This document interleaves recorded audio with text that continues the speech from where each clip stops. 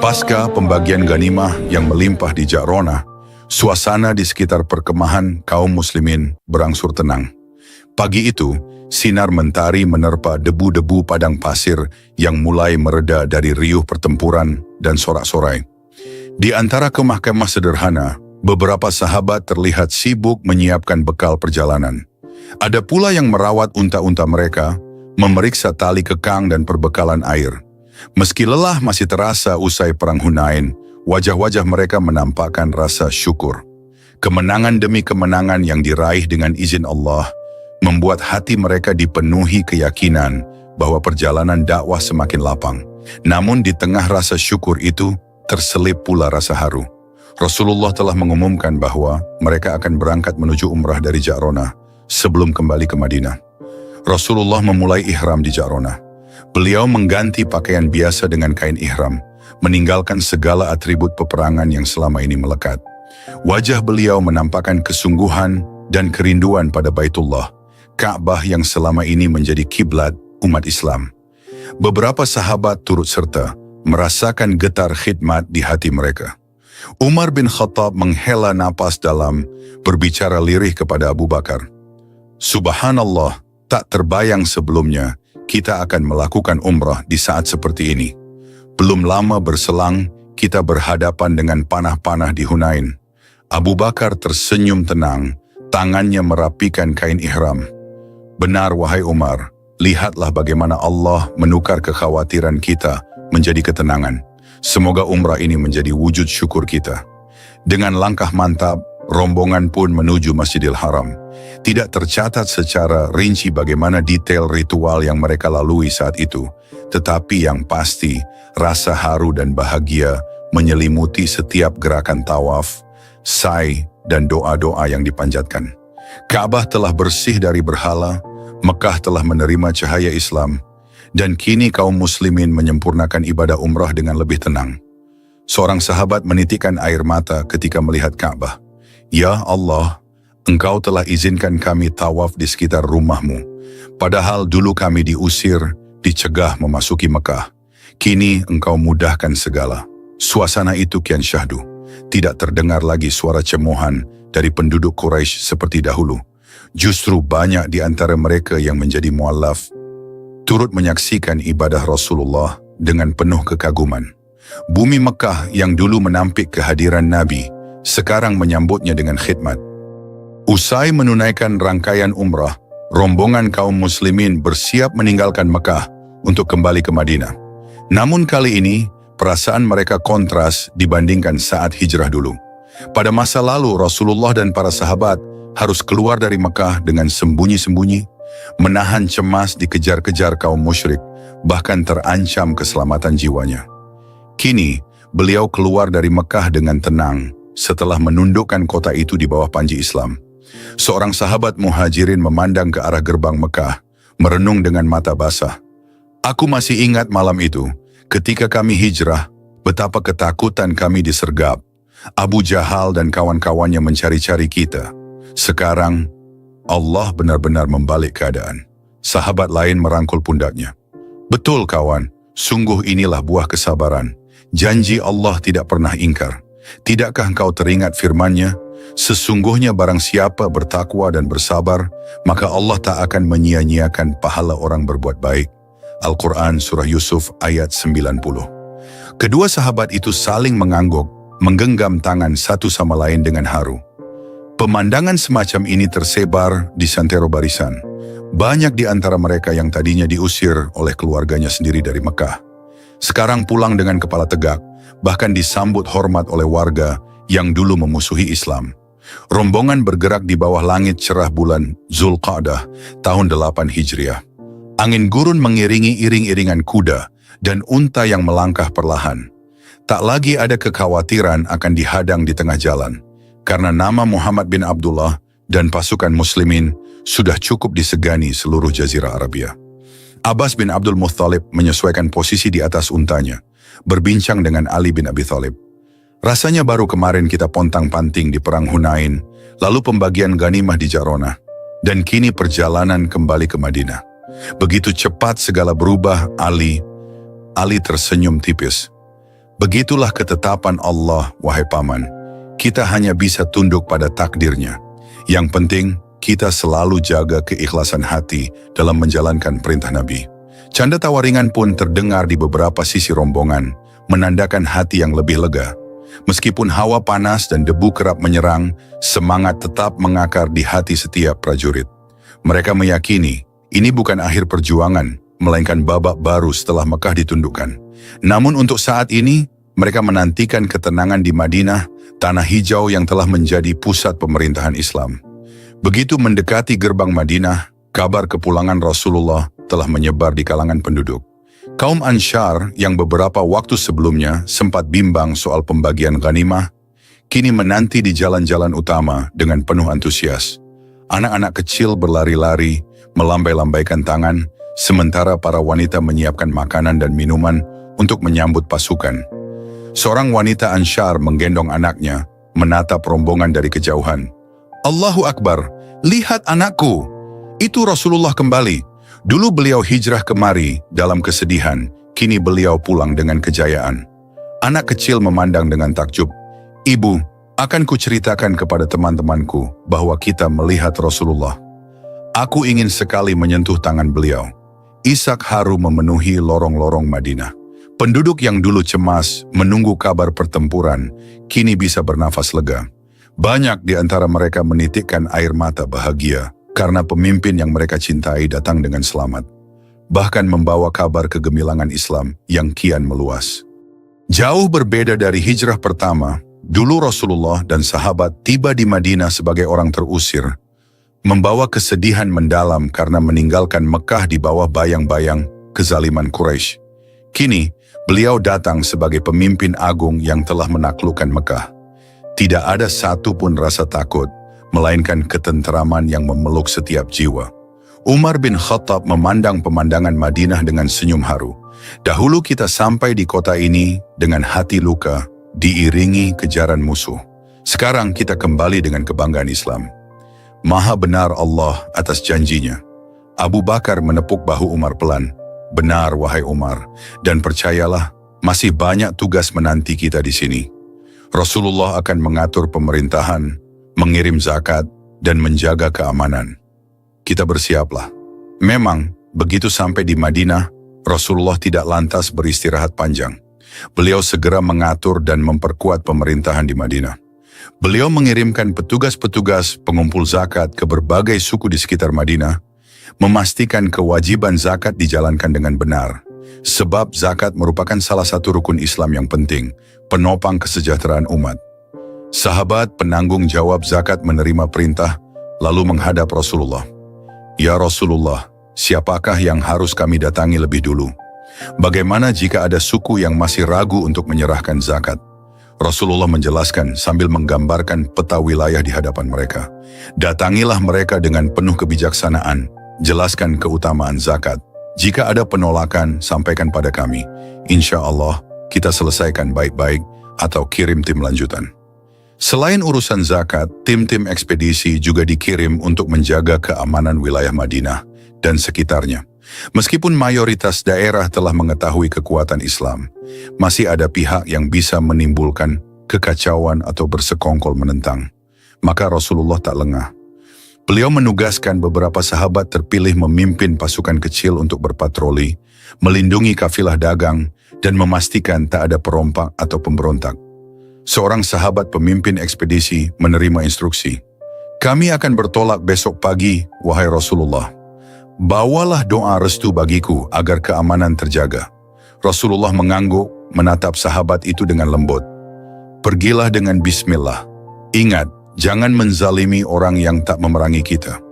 Sampaikan salam damai pada mereka yang bersedia hidup berdampingan. Setiap orang di Madinah tampak merasakan perubahan suasana. Beliau yang dulunya seorang yang tertindas di Mekah, kini menjadi pemimpin yang disegani. Perjuangan panjang penuh tangis, rasa lapar, kehilangan sahabat, semua itu berbuah manis. Tak henti-hentinya mereka mengulang kalimat surah Yusuf ayat 90. Sesungguhnya barang siapa bertakwa dan bersabar, maka sesungguhnya Allah tidak menyia-nyiakan pahala orang-orang yang berbuat baik. Kata-kata tersebut terasa begitu menyentuh di hati kaum muslimin yang mengingat betapa sabar dan teguhnya mereka sejak masa sulit. Kini Allah mewujudkan janjinya, mengangkat derajat mereka yang bersabar di jalan kebenaran. Seorang sahabat Ansyar membaca ayat itu, menitikkan air mata. Kalimat ini sungguh meresap ke jiwaku. Kita lihat sendiri bagaimana kesabaran Rasulullah dan para sahabat membuahkan kemenangan tak terduga. Sahabat Muhajirin mengangguk, meraup wajah dengan kedua telapak tangan. Andai dulu kami menyerah, mungkin tak akan pernah menyaksikan Mekah bersujud menerima Islam. Madinah di bulan Zulqa'dah tahun 8 Hijriah berkembang makin makmur. Penduduk menyambut kebijakan Rasulullah dengan sukacita. Bayang-bayang permusuhan pun kian pudar, tergantikan oleh semangat persaudaraan. Di lorong-lorong kota terdengar senandung syukur, di mana orang-orang menyanjung Allah yang telah membimbing mereka. Seorang ibu di depan rumahnya menyambut petugas zakat.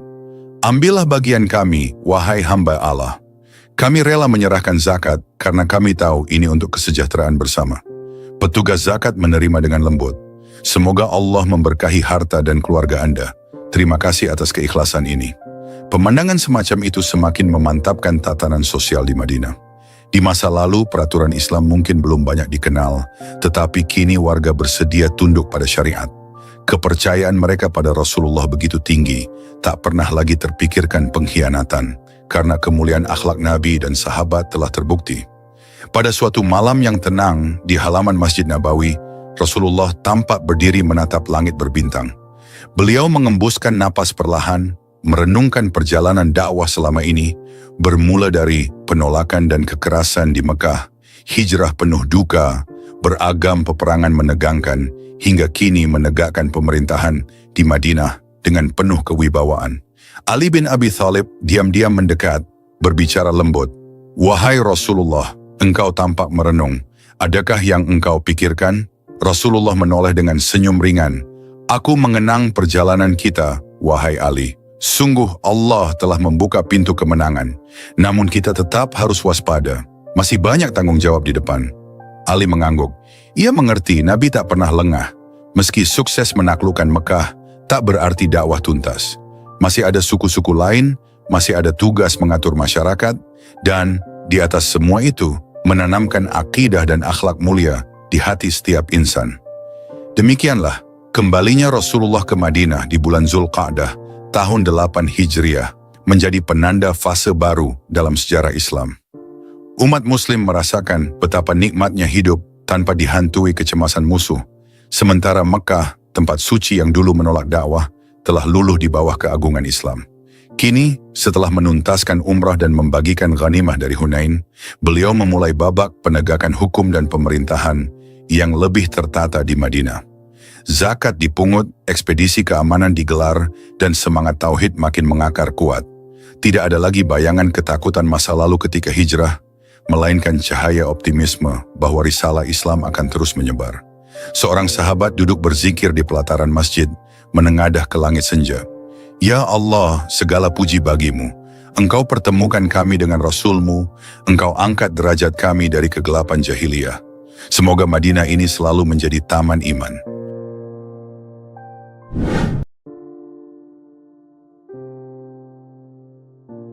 Angin gurun sore hari menerpa pelan atap-atap rumah di kota Madinah.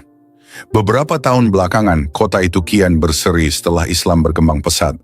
Kaum Muhajirin dan Ansyar hidup berdampingan penuh persaudaraan, sementara Rasulullah menjadi pusat rujukan segala hukum dan kebijakan. Sejak penaklukan kota Mekah dan serangkaian peristiwa lain, Jazirah Arabia perlahan terwarnai cahaya Islam. Namun di balik suasana damai itu, mulai berhembus kabar menegangkan. Orang-orang berbisik bahwa Romawi, kekaisaran raksasa di utara, merasa terancam oleh membesarnya kekuatan Rasulullah. Mereka mengetahui bagaimana pasukan muslimin sanggup memberi perlawanan berarti dalam perang Mu'tah sebelumnya, meski jumlahnya tak sebanding dengan armada Romawi. Karena itulah rumor beredar, Kaisar Romawi, Heraklius, tak mau menanti sampai kekuatan Islam meluas lebih jauh. Katanya, ia menyiapkan pasukan besar untuk menyergap Madinah. Dari hari ke hari, desas-desus itu makin berkembang.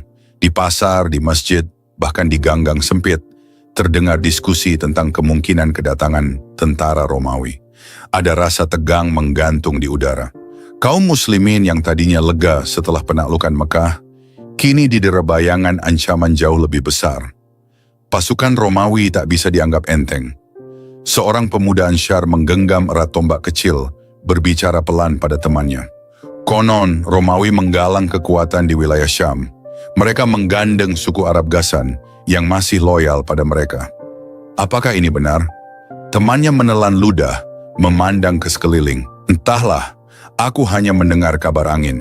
Tapi katanya, jumlah tentara mereka bisa puluhan ribu. Bagaimana kita akan menghadapi itu?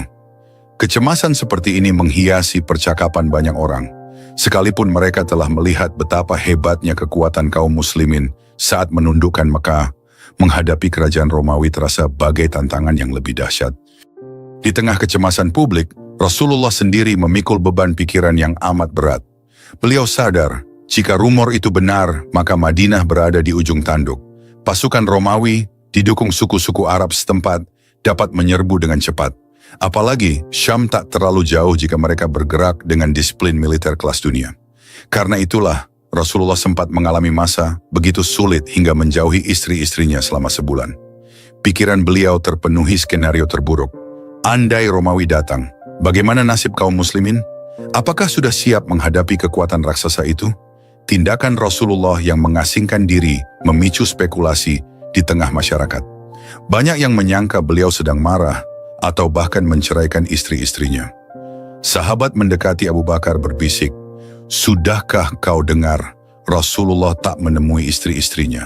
Beberapa orang mengatakan beliau menalak mereka. Abu Bakar memicingkan mata, gelisah. "Aku tak percaya beliau semudah itu menalak. Pasti ada masalah besar yang beliau pikirkan. Bukankah berita ancaman Romawi sedang berembus kencang?" Sementara itu, kaum muslimin pun hidup dalam suasana was-was. Jika terdengar suara keras di malam hari, sebagian orang mengira pasukan Romawi telah menembus perbatasan. Ketenangan Madinah terusik oleh bayang-bayang perang yang mungkin meletus sewaktu-waktu. Di sebuah pagi yang terik, Umar bin Khattab sedang berada di rumahnya, berusaha menenangkan pikiran. Baru-baru ini Umar menyadari gerak-gerik Rasulullah yang berbeda dari biasanya. Sejak kabar Romawi beredar, Nabi sering tampak murung. Tentu hal itu menambah kekhawatiran Umar sebagai sahabat dekat beliau. Tiba-tiba pintu rumahnya diketuk keras-keras. Terdengar suara orang memanggil dari luar. Seseorang dari kalangan Ansyar teriak, "Buka! Buka pintunya! Cepatlah, wahai Umar!" Umar bergegas membuka pintu dengan raut cemas. Umar berkata dengan napas tersengal, "Apa sudah terjadi? Apakah suku Ghassan sudah datang menyerang kita?" Saking tegangnya situasi, Umar mengira itulah berita besar yang hendak disampaikan. Namun sang pembawa kabar malah menyampaikan sesuatu yang berbeda. Sahabat Ansyar menggeleng, suara terburu-buru. "Bukan wahai Umar, justru ini lebih heboh. Rasulullah dikabarkan menceraikan istri-istrinya." Kontan Umar tercengang. Ia tak menyangka rumor seabsurd itu menyebar sedemikian cepat, terlebih di saat genting seperti ini. Umar menelan ludah, bingung. Bagaimana bisa? Apa ini pasti? Sahabat itu hanya mengangkat bahu, tak tahu pasti kebenarannya. Ia hanya mendengar rumor dan menyampaikannya. Begitulah suasana Madinah, penuh kepanikan, seakan kabar apapun terdengar mencengangkan. Dalam situasi kacau tersebut, kaum munafik memanfaatkan momentum untuk mengadu domba dan memperkeruh keadaan. Mereka membangun sebuah masjid yang kelihatan mulia dari luar, tetapi sejatinya dibangun dengan niat memecah belah kaum muslimin. Masjid itulah yang kelak dikenal sebagai Masjid Dirar. Seorang tokoh munafik berbisik di antara rekan-rekannya. Madinah sedang kacau oleh ancaman Romawi. Kita dirikan tempat berkumpul sendiri agar kita bisa mengelola rencana tanpa pantauan langsung Rasulullah. Nanti kita undang dia agar menaruh kepercayaan pada masjid ini. Kata-kata penuh muslihat itu memuaskan dendam kesumat mereka. Mereka berharap dengan situasi genting, masyarakat akan mudah dipecah belah. Mungkin mereka bisa menghasut sebagian muslim agar meragukan kebijakan Nabi. Tentu mereka menghadap Rasulullah berpura-pura menampilkan itikat baik. Munafik menyapa Rasulullah dengan senyum palsu. "Wahai Rasulullah, kami baru saja mendirikan masjid di tempat kami. Kami membangun atas dasar keimanan agar orang-orang lemah dan sakit bisa salat di sana. Maukah engkau datang, memimpin salat di sana?" Rasulullah tidak langsung menolak, namun beliau tengah sibuk menghadapi rumor serbuan Romawi. Beliau mengatakan belum sempat mengunjungi masjid tersebut. Dan memang pada akhirnya Allah menyingkap niat jahat di balik pembangunan masjid itu, sehingga Nabi tidak pernah salat di dalamnya. Di tengah kecamuk rumor, akhirnya datanglah kepastian. Seorang pedagang minyak zaitun dari Syam memasuki Madinah.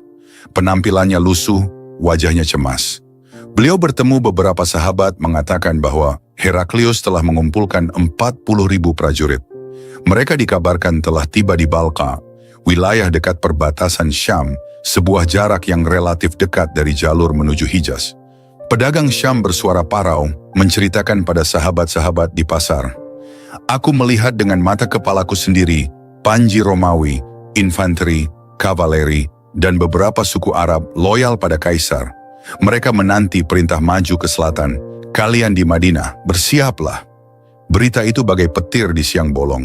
Kaum muslimin yang tadinya hanya diterpa rumor, kini merasa pukulan nyata. Mungkinkah ini peperangan yang tak terhindarkan dengan kekuatan militer terbesar kala itu? Orang-orang di pasar berseru gemetar, 40.000? Kita tak pernah menghadapi musuh sebesar ini. Apa yang akan dilakukan Rasulullah? Secara spontan, kabar ini menyebar ke seantero Madinah. Ada yang menitikkan air mata ketakutan, membayangkan jika pasukan raksasa itu menyerbu.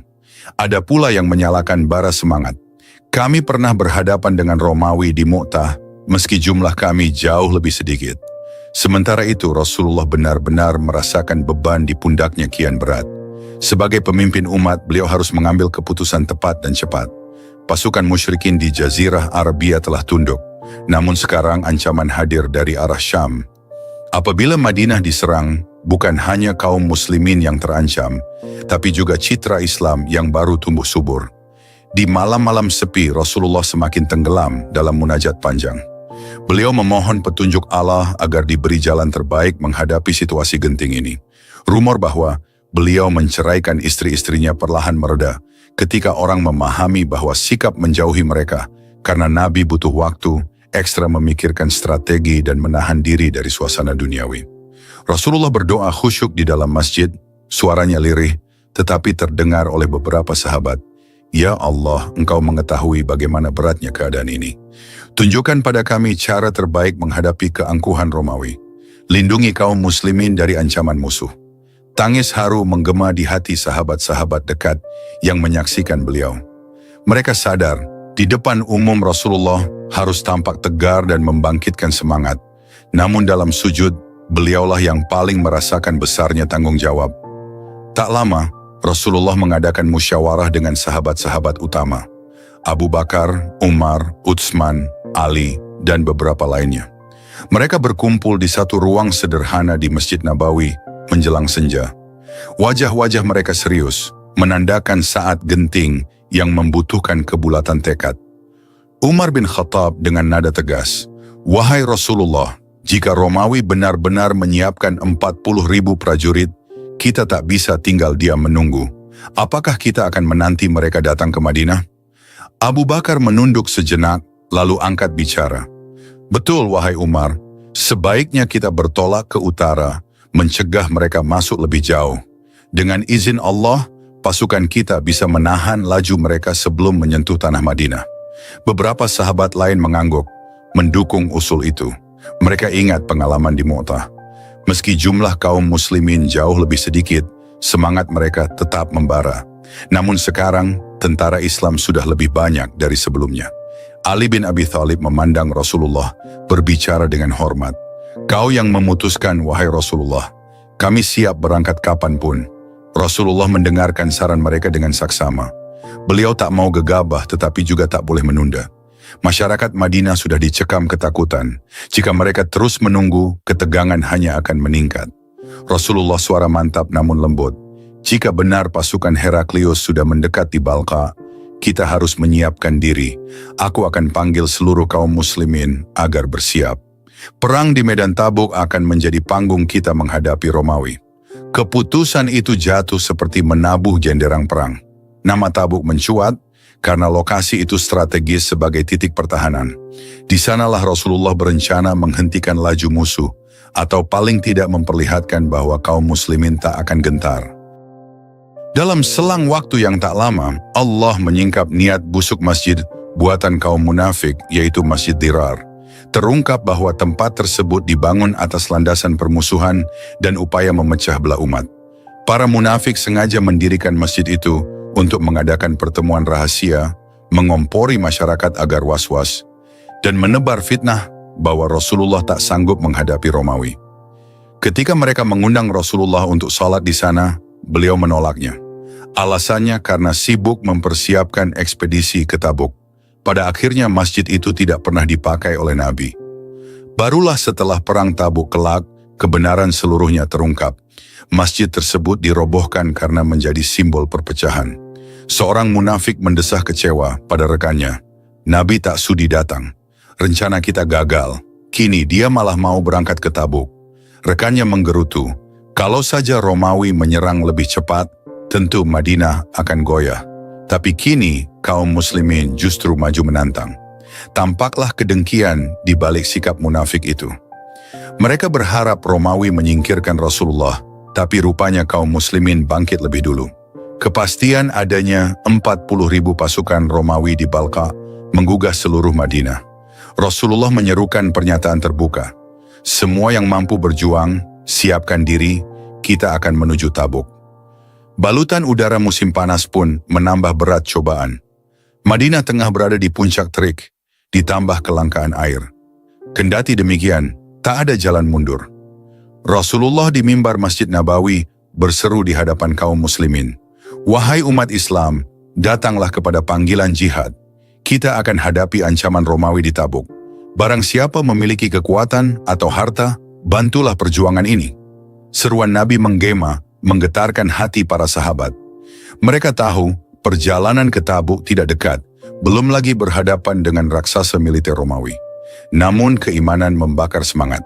Masing-masing orang berlomba menyiapkan logistik. Utsman bin Affan menyumbang harta besar di hadapan Nabi. "Wahai Rasulullah, inilah untuk membeli perbekalan kuda dan unta. Semoga bermanfaat." Abu Bakar membawa seluruh harta yang ia miliki, lalu diletakkan di hadapan Rasulullah. "Aku tak menyisakan apapun di rumah, selain Allah dan Rasulnya." Umar bin Khattab menyumbang setengah hartanya. "Kujaga setengah untuk keluarga, dan setengah lagi kuserahkan untuk jihad." Pemandangan itu meneteskan air mata haru bagi banyak orang. Mereka menyadari betapa gentingnya situasi, dan betapa kaum muslimin bersatu padu menghadapi bahaya eksternal terbesar di era itu.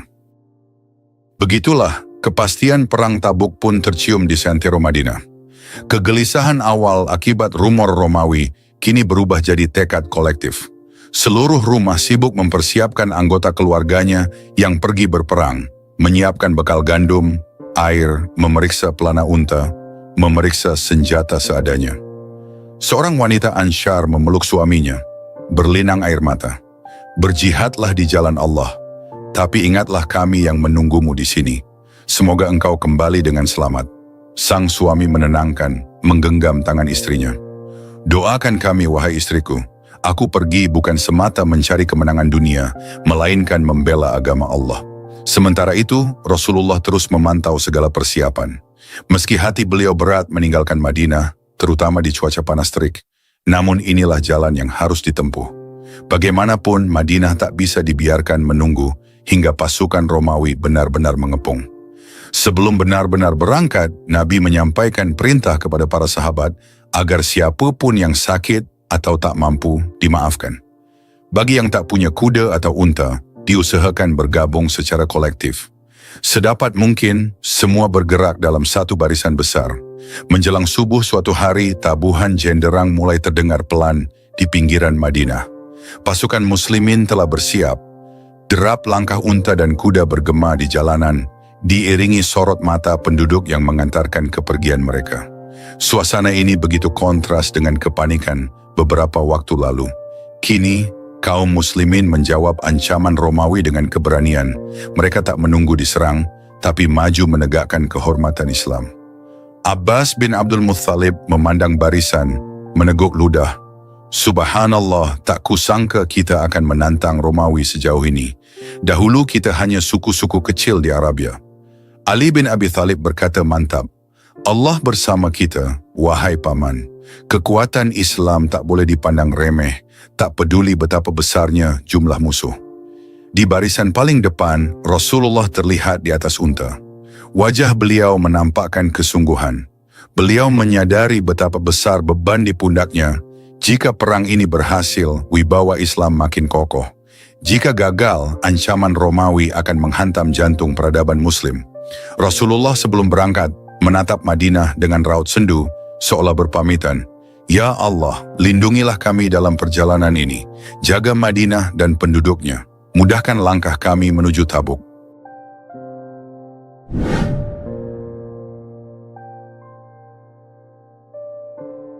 Langit Madinah tampak menampung awan tipis di tengah musim kering. Sejak beberapa waktu lalu, masyarakat yang masih bergulat dengan kondisi sulit terus bergerak menuntaskan persiapan. Titah Rasulullah sudah jelas, menuju Tabuk untuk menanggapi ancaman Romawi. Usai semua logistik dan infak terkumpul, Nabi segera mengatur siapa yang menjaga Madinah dan siapa yang ikut serta. Beliau pun menunjuk Muhammad bin Maslamah untuk mengamankan kota. Selain itu, beliau juga berpesan kepada Ali bin Thalib agar tinggal di Madinah dan menjaga Ahlul Bait, keluarga Rasulullah. Ketika kabar Ali harus menetap di Madinah tersebar, para orang munafik segera memanfaatkan isu ini.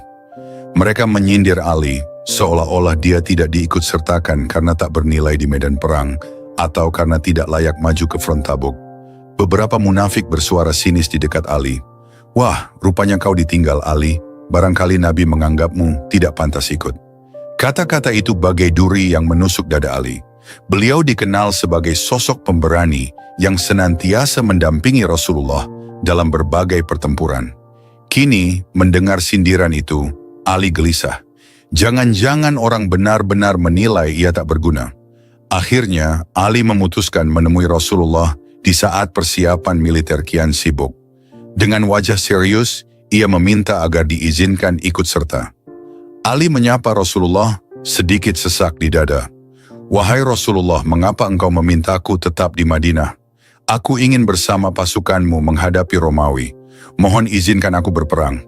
Mendengar itu Rasulullah justru tersenyum lembut. Beliau tahu apa yang melintas di benak Ali. Maka Rasulullah menenangkannya dengan sabda yang meneguhkan.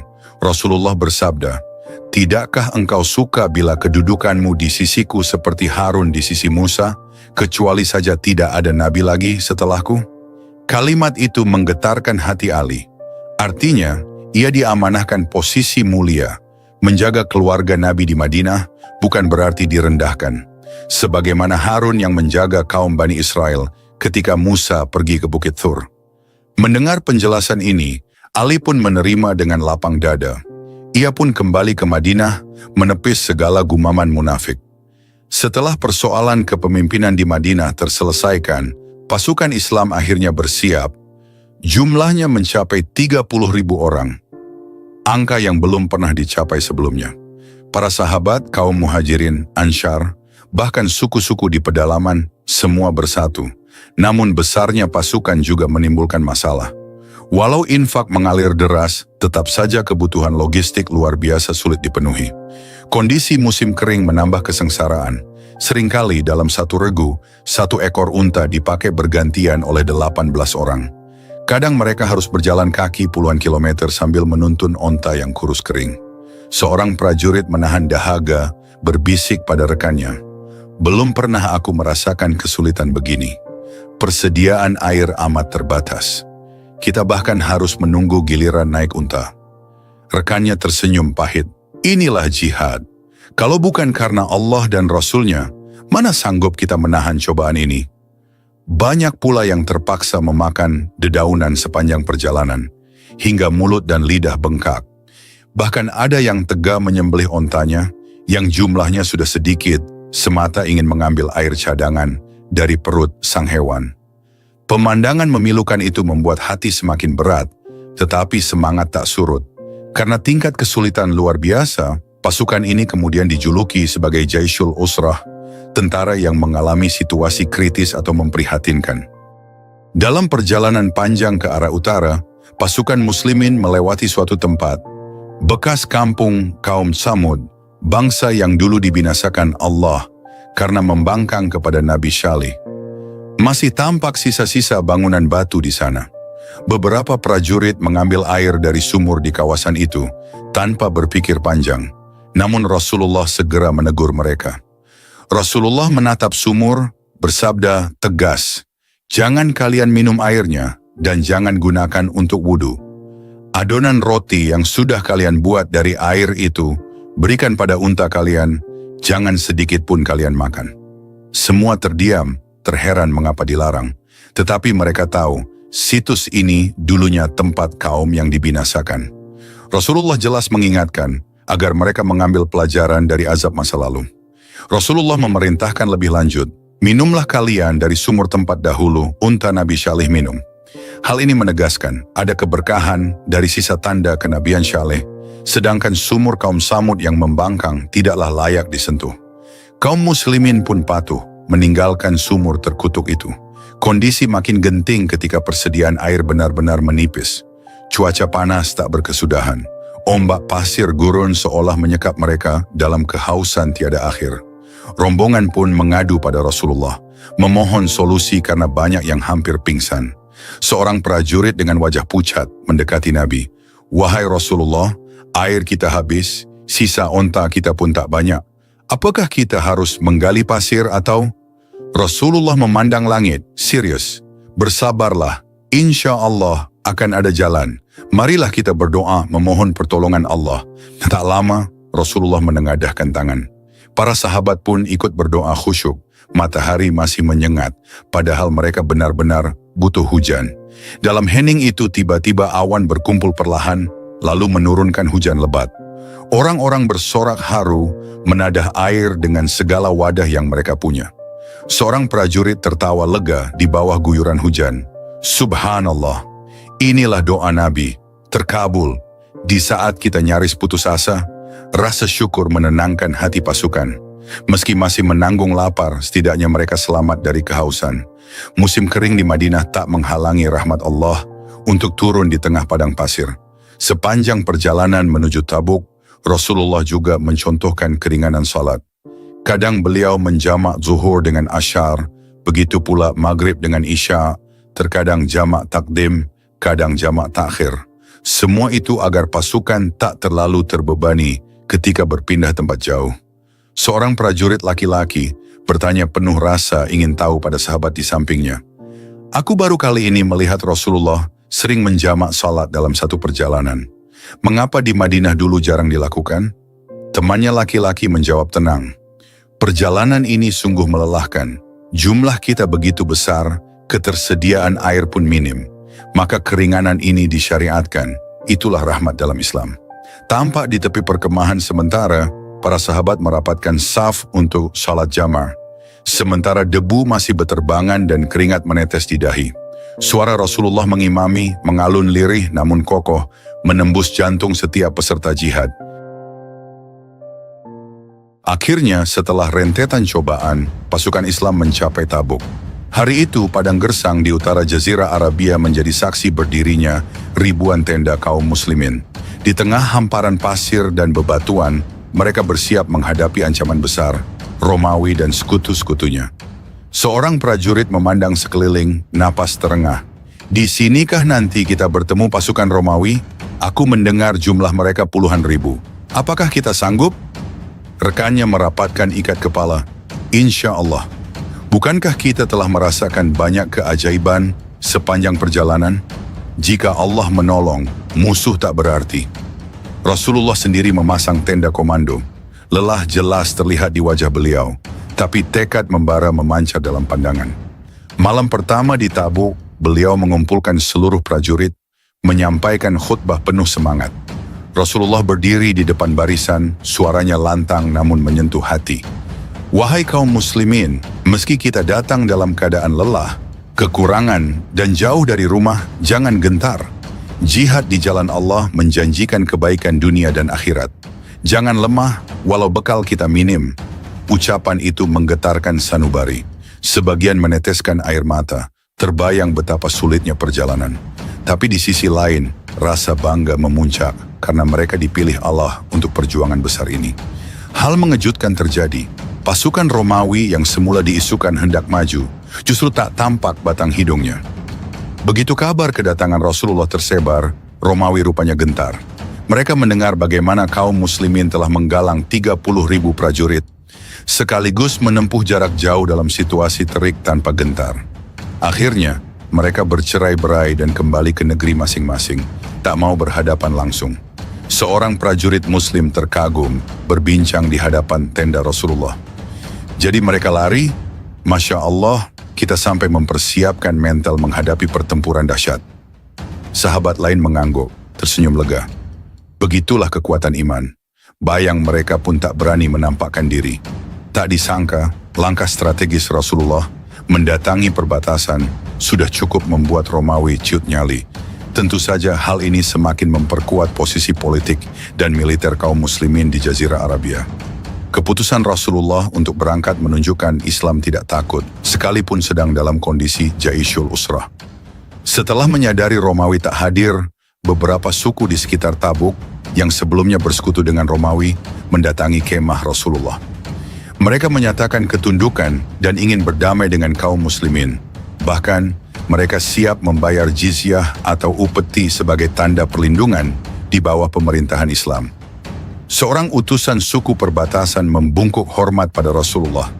Kami tak lagi berminat mendukung Romawi. Sungguh, kami kagum melihat keberanian kaum muslimin. Ini jizyah dari suku kami. Rasulullah menerima dengan wibawa, berbicara ramah. Kami terima. Semoga ini menandai kerjasama dan keamanan bersama. Penyerahan jizyah dalam jumlah besar kian menegaskan melemahnya pengaruh Romawi di kawasan. Kabilah-kabilah lokal menilai lebih baik berdamai dengan Nabi daripada mengikuti kekaisaran asing yang tidak berani tampil. Peristiwa ini tentu memperluas kekuasaan Islam hingga perbatasan wilayah Romawi. Berkat keberhasilan ekspedisi Tabuk, nama Islam kian menanjak. Orang-orang makin yakin bahwa agama ini tak sekadar menaklukkan Jazirah Arabia, melainkan juga sanggup menghadapi raksasa seperti Romawi. Walaupun tak terjadi bentrokan senjata besar, fakta bahwa Romawi memilih menghindar menyiratkan ketangguhan kaum muslimin. Hasil di lapangan menunjukkan, pertama, secara politik, Islam disegani hingga wilayah utara. Kedua, secara militer 30.000 pasukan, walau kekurangan bekal, terbukti siap melawan musuh manapun. Ketiga, secara keimanan, kaum muslimin berhasil melewati ujian super berat, lapar, dahaga, panas, dan jarak jauh. Tak aneh bila Tabuk diserap dalam sejarah sebagai peristiwa penting, meneguhkan wibawa Islam di hadapan kekuatan asing, sekaligus menampilkan keberanian umat yang merelakan segala demi membela agama. Kaum muslimin tidak langsung pulang setelah mengetahui Romawi tak datang. Mereka tetap tinggal beberapa waktu di Tabuk, berjaga-jaga. Sembari itu, Rasulullah mengatur diplomasi dengan suku-suku setempat. Ada pula momen beliau menyampaikan khutbah, membakar semangat prajurit agar tidak kendor. Rasulullah berpidato di tengah lapangan Tabuk, suara mengalun tegas. Wahai prajurit Allah, bersyukurlah kita kepadanya yang menyelamatkan kita dari kehausan dan ketakutan. Teruslah menyiapkan diri, karena jihad belum usai. Dunia dan akhirat menanti bagi orang yang teguh di jalan Allah. Jangan sampai kalian lemah, sebab kesulitan kita hanya sedikit dibanding ganjaran yang Allah janjikan. Dengungan Allahu Akbar pun menggema, menandakan prajurit makin yakin betapa jihad ini bukan semata urusan perang fisik, tapi juga pertarungan keimanan. Sebagian menangis terseduh, mengingat bagaimana mereka hampir putus asa di perjalanan. Kini, justru melihat hasil gemilang. Tenda-tenda terpancang di padang Tabuk, memenuhi mata yang memandang. Meskipun perbekalan tak melimpah, suasana hati cenderung lebih ceria daripada awal keberangkatan. Seorang sahabat tersenyum sambil mengunyah kurma kering. Siapa sangka kita bisa selamat sejauh ini. Dan Romawi pun tak tampak. Rekannya mengangguk, matanya menerawang jauh. Allah benar-benar menolong kita. Ingat bagaimana dahaga menyiksa, syukur kita tetap bertahan. Di sela-sela perbincangan, ada pula yang mengenang keajaiban hujan yang turun di tengah perjalanan. Ada yang menceritakan kembali bagaimana sumur bekas kaum Samud dilarang disentuh. Semua kisah itu seolah menambah takjub mereka pada petunjuk dan perlindungan Allah. Sebelum barisan mulai bergerak, Rasulullah sempat memberikan nasihat penutup.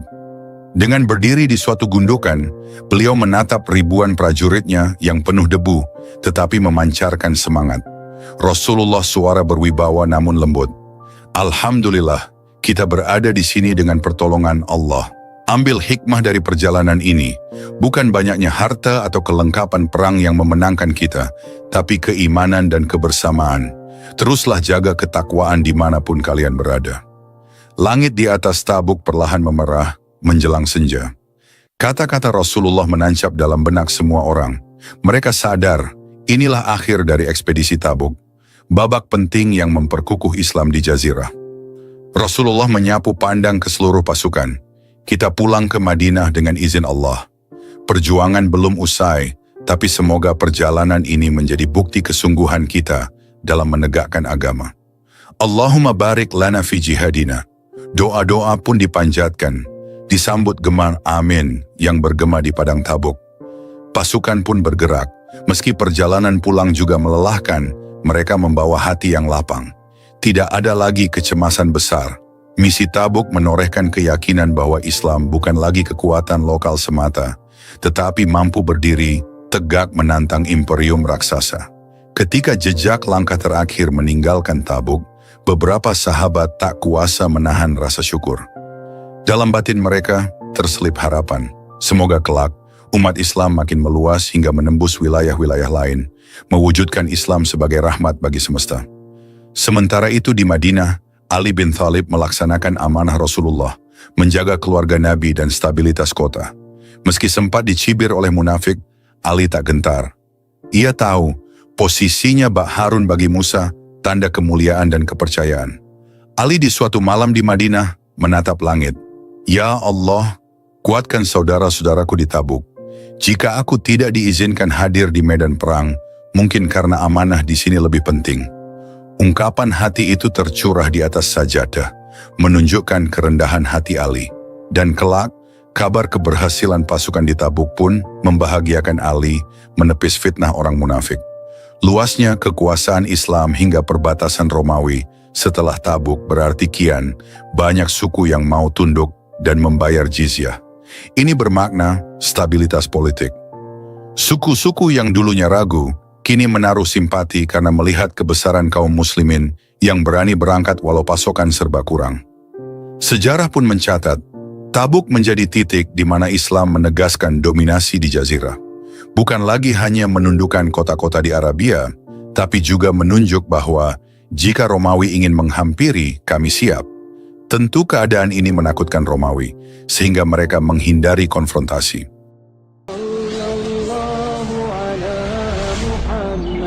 Sallallahu alaihi wasallam